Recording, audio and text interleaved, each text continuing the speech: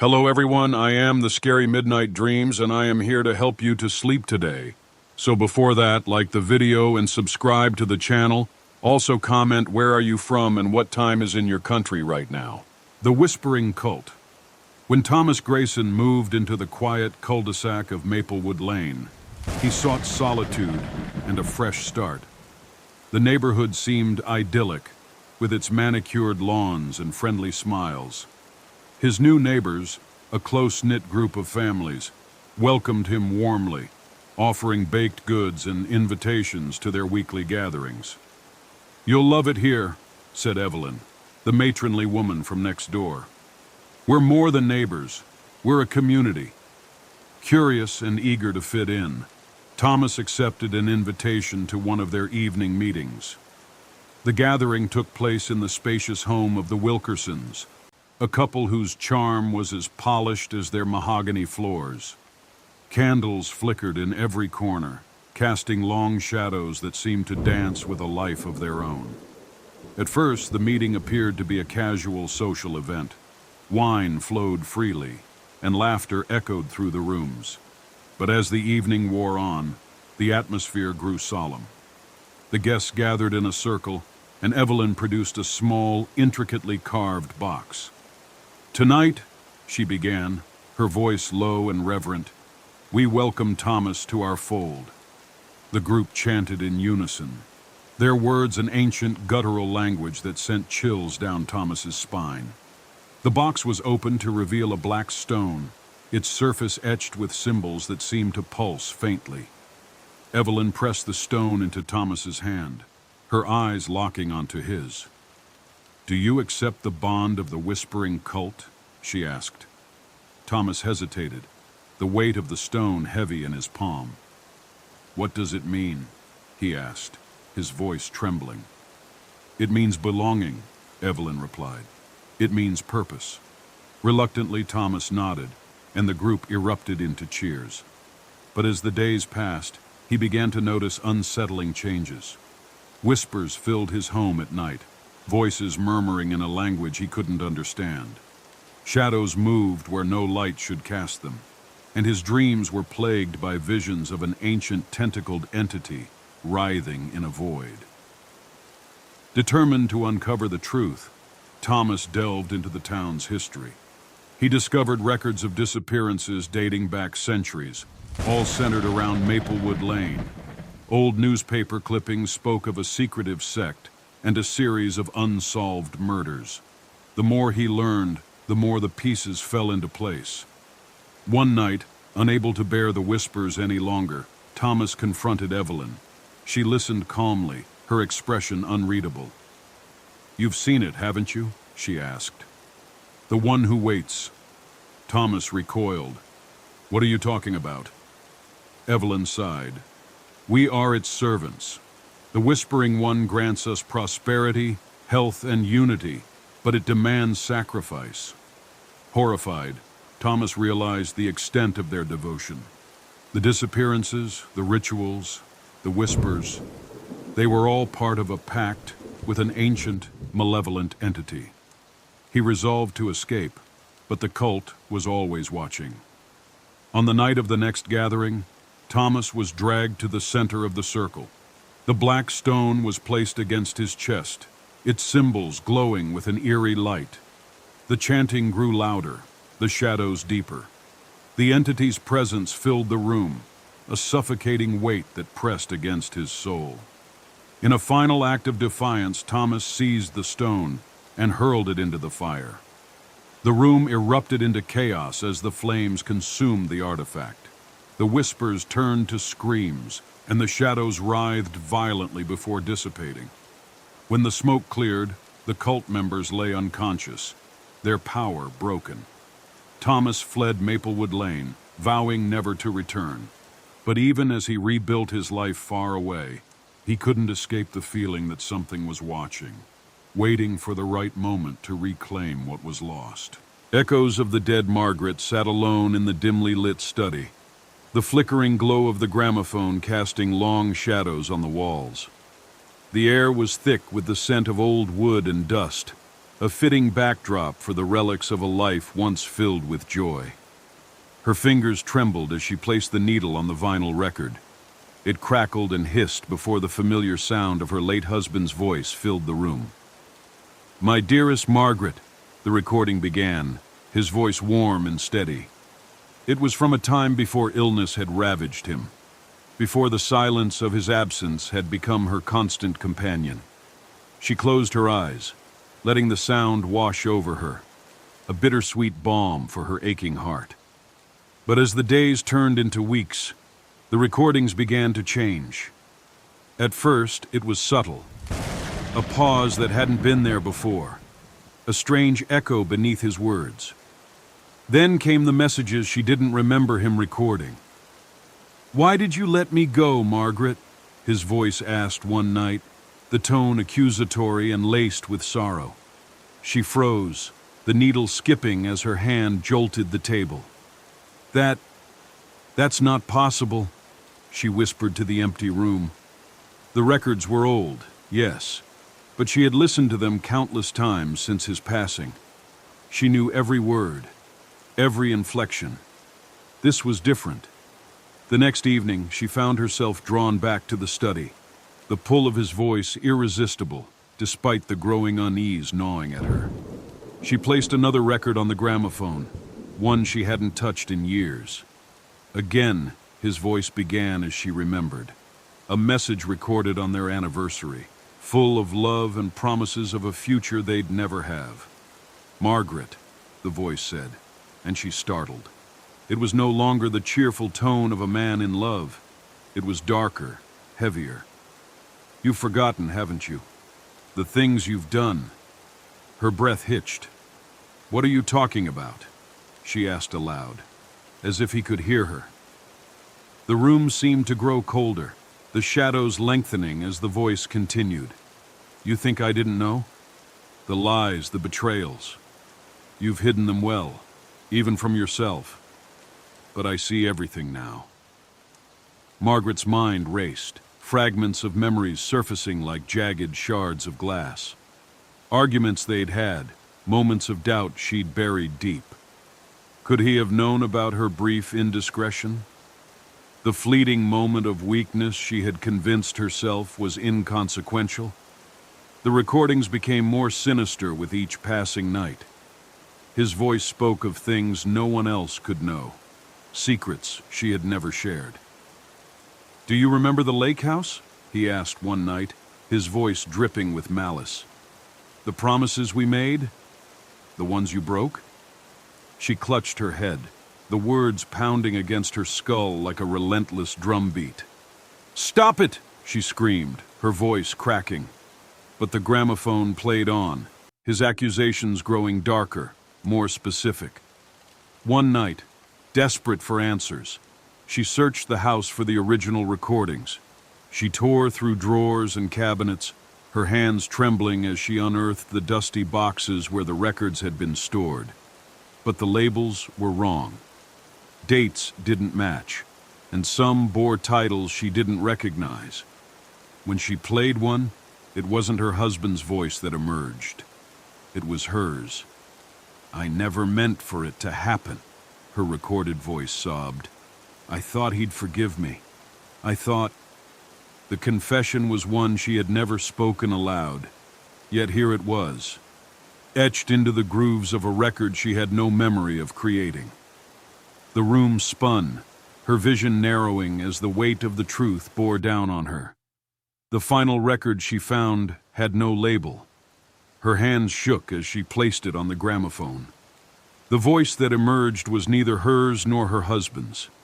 It was something else entirely, a low, guttural whisper that seemed to seep into her very soul. "You cannot escape," it said. "The past is written in blood, and the debt must be paid." The shadows in the room coalesced, forming shapes that loomed over her. She tried to run, but her legs refused to move. The voice grew louder, a cacophony of despair and rage that drowned out her screams. When the neighbors found her days later, the study was silent. The gramophone sat idle, the needle resting on an empty turntable. Margaret was slumped in the chair, her face frozen in an expression of terror. On the desk before her lay a single record, its surface unmarred but radiating a cold that seemed to leach the warmth from the air. The title etched into its center read, "Echoes of the Dead." The Forgotten Graveyard. The demolition began on a cold autumn morning. Bulldozers and excavators rumbled to life, tearing into the overgrown grass and crumbling headstones of the centuries-old graveyard. The air was heavy with the scent of disturbed earth and decayed leaves. For decades, the graveyard had been neglected, its existence forgotten by most of the bustling city. But now, the land had been sold, and a gleaming shopping mall was set to rise in its place. Elliot Grayson, the ambitious real estate developer behind the project, stood at the edge of the site, watching the machines do their work. His tailored suit and polished shoes stood in stark contrast to the dirt and grime of the graveyard. To him, this was progress, transforming the past into a profitable future. "This place has been an eyesore for years," he said to his assistant Lauren, as the first headstone was pulled from the ground. "We're giving this land a purpose." Lauren nodded, though she couldn't shake the uneasy feeling that had settled in her chest. She'd heard the stories, whispers of strange occurrences and ghostly apparitions tied to the graveyard, but she dismissed them as superstitions, the kind of tales people told to scare children. As the machines tore deeper into the soil, workers began to uncover more than just headstones. Coffins, some splintered and decayed, others eerily intact, were unearthed. A heavy mist seemed to settle over the site, despite the clear sky above. Several workers reported feeling a sudden chill, as though unseen eyes were watching them. By midday, the first incident occurred. One of the bulldozer operators, a burly man named Carl, suddenly screamed and leapt from his machine. "Something grabbed me," he shouted, clutching his arm. His co-workers laughed nervously, but Carl's face was pale, his eyes wide with terror. He refused to return to his machine, claiming he'd felt icy fingers wrap around his wrist. Elliot dismissed Carl's claims as nonsense, attributing it to exhaustion or an overactive imagination. But as the day wore on, more strange events unfolded. Tools vanished, only to reappear in bizarre locations. Shadows flickered at the edges of vision, and the air was filled with faint whispers, too quiet to understand, but impossible to ignore. That night, the first tragedy struck. A security guard hired to patrol the site was found dead at dawn. His body was discovered near an open grave, his face frozen in an expression of sheer terror. The coroner's report listed his cause of death as a heart attack, but whispers among the workers spoke of something far more sinister. Elliot's determination wavered, but did not break. He doubled the security presence and pushed forward with the project. "We're too far along to stop now," he told Lauren. "These incidents are just coincidences." But the incidents escalated. Workers began quitting en masse, refusing to set foot on the cursed land. Those who stayed reported vivid nightmares of clawed hands dragging them into darkness. The whispers grew louder, forming words that chilled the blood. Leave or suffer. Lauren, unable to ignore the mounting evidence, pleaded with Elliot to abandon the project. "Something is wrong here," she said. "We have to stop." Elliot scoffed. "We've invested too much. This is just superstition. There's no such thing as ghosts." That night, Elliot stayed at the site, determined to prove there was nothing to fear. He walked among the unearthed graves, the beam of his flashlight cutting through the mist. The air was deathly silent, save for the crunch of his footsteps on the disturbed soil. Then, the whispers began.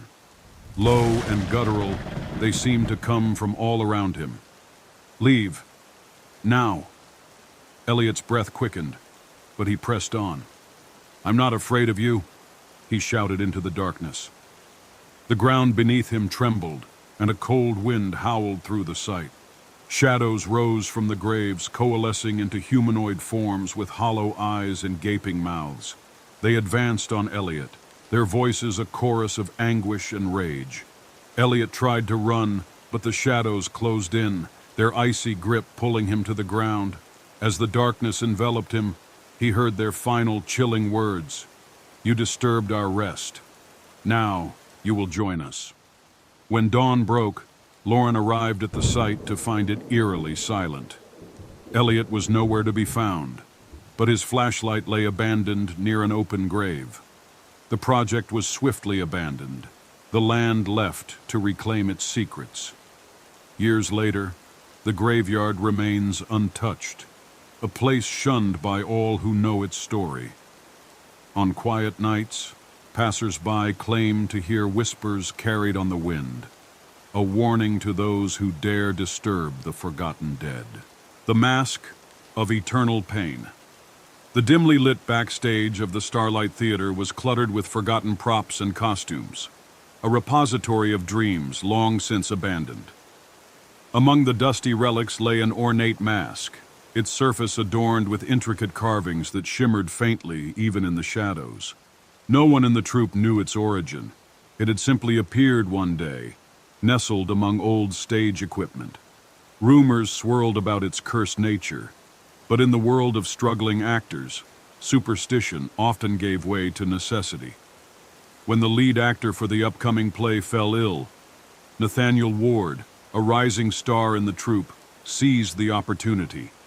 The play, The Tragedy of Alaric, demanded a performance of raw emotion, and Nathaniel was determined to deliver a show-stopping portrayal. The mask, he decided, would be the perfect touch to elevate his character, a tormented king driven to madness. As he lifted the mask, a chill coursed through his body, but he dismissed it as nerves. The moment it touched his face, a sharp pain pierced his temples, and for an instant, his vision blurred.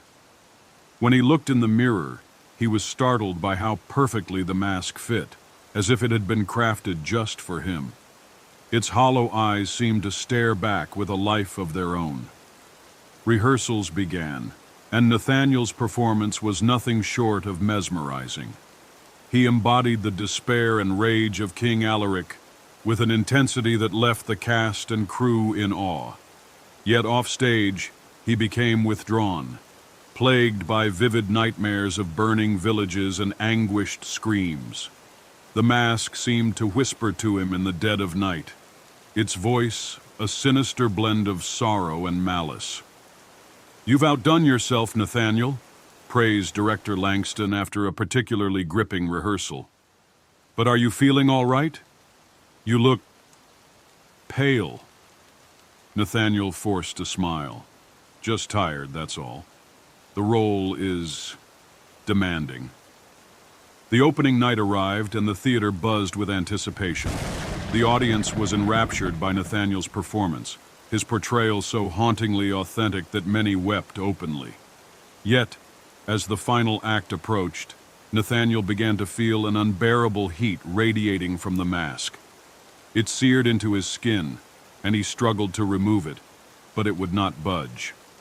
Panic set in, but he forced himself to continue, his agony only amplifying the raw emotion of his performance.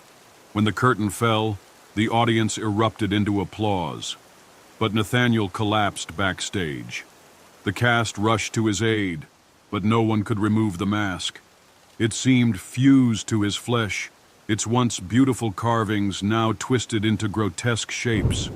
As he regained consciousness, his screams echoed through the theater, a sound of pure torment that chilled everyone to the bone. Desperate for answers, the troupe sought the help of historians and occultists. They learned the mask's dark history. It had belonged to a 17th century executioner who, consumed by guilt, had carved the faces of his victims into the mask's surface. Legend claimed that the mask absorbed the pain and suffering of those who wore it. binding them to the torment of its previous owners. Nathaniel's condition deteriorated rapidly. Each night, he relived the horrors of the mask's past, his mind assaulted by visions of betrayal, torture, and death. The whispers grew louder, urging him to embrace the pain, to surrender to the darkness.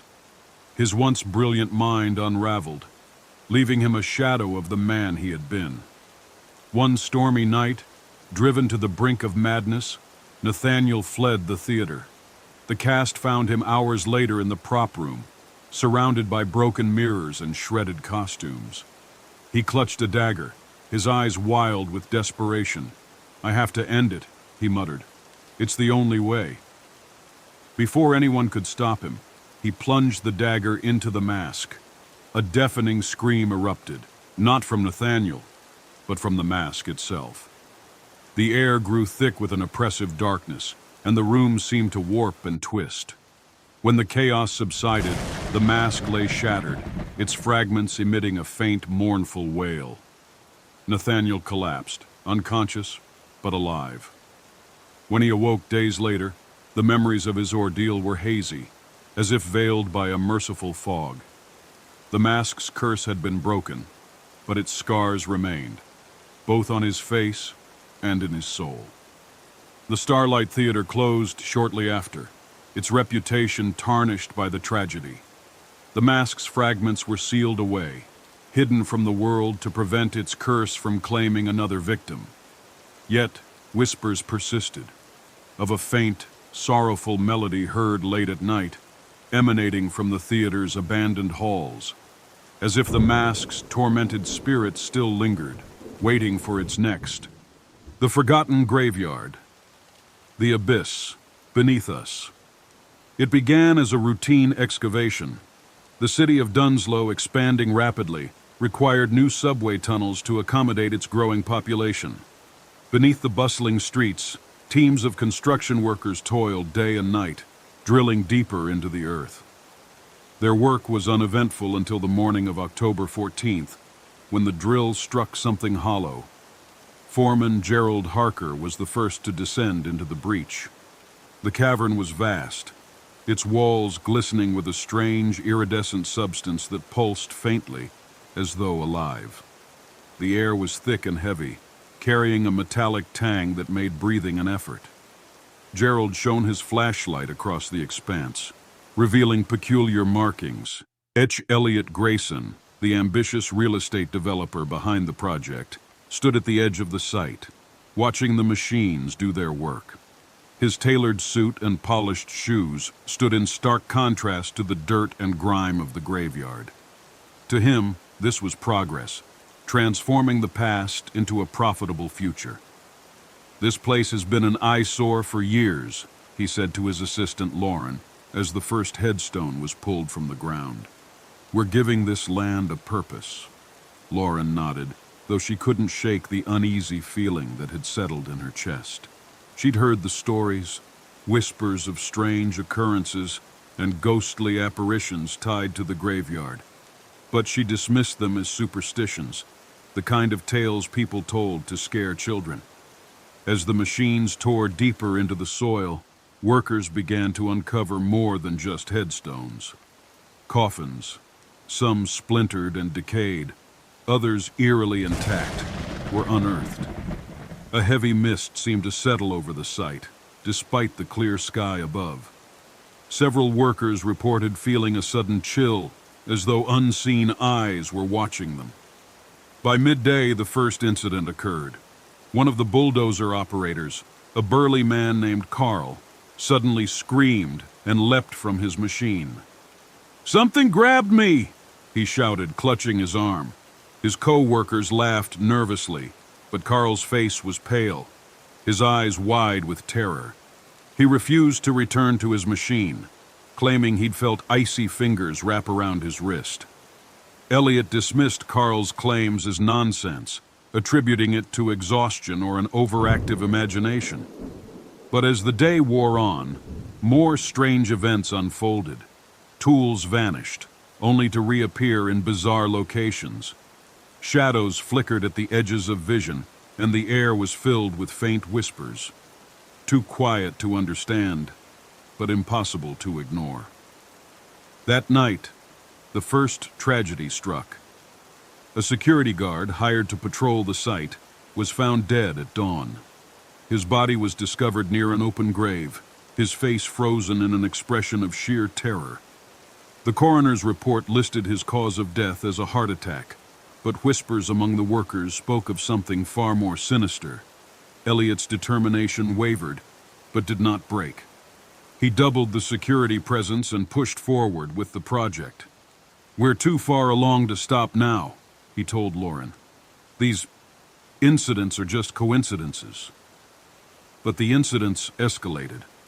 Workers began quitting en masse, refusing to set foot on the cursed land.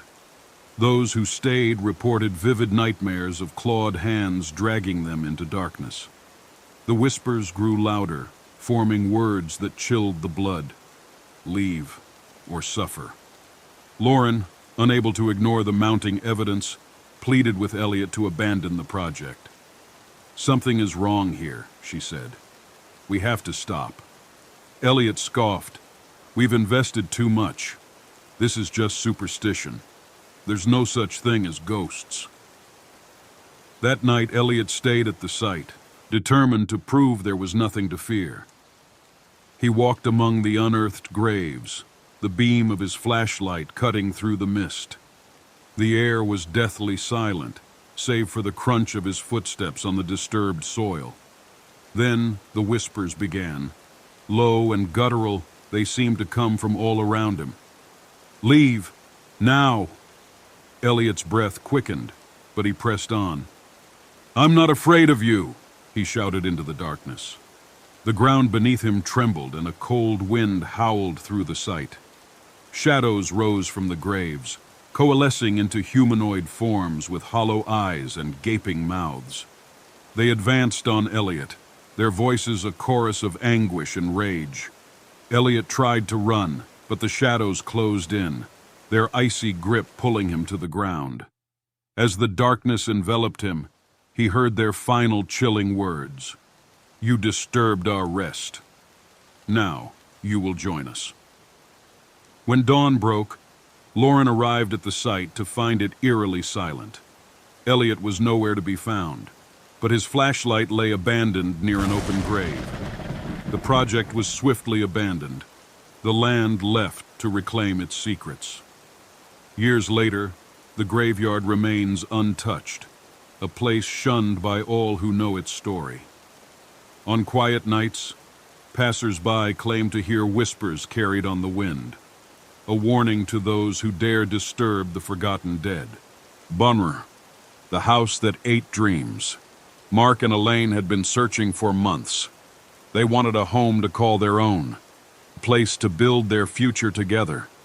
When their real estate agent led them to the Victorian mansion on the edge of town, they couldn't believe their luck. The house was magnificent, towering gables, intricate woodwork, and sprawling gardens that seemed plucked from a storybook. The price was suspiciously low, but the agent waved away their concerns. "It's been on the market for years," he said, his smile a little too tight. "People think it's too big, too much work. But for a couple like you, it's perfect."